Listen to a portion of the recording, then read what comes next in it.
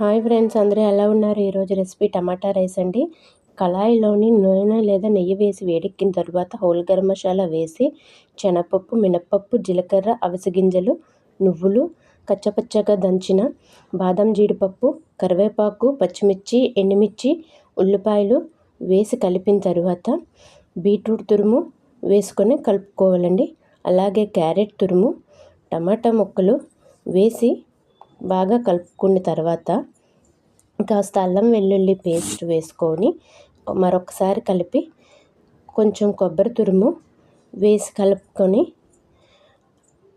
ఉప్పు, పసుపు, అలాగే ధనియాల పొడి, జీలకర్ర పొడి, కారం వేసి బాగా కలిపి వాటిలో కాస్త పెరుగు కూడా వేసుకొని కలుపుకున్న తరువాత ఉడికిన అన్నాన్ని ఇందులో వేసి బాగా కలిపి ఒక స్పూన్ నిమ్మరసం వేసి కలుపుకుంటే చాలా టేస్టీగా టమాటా రైస్ రెడీ అయిపోయిందండి.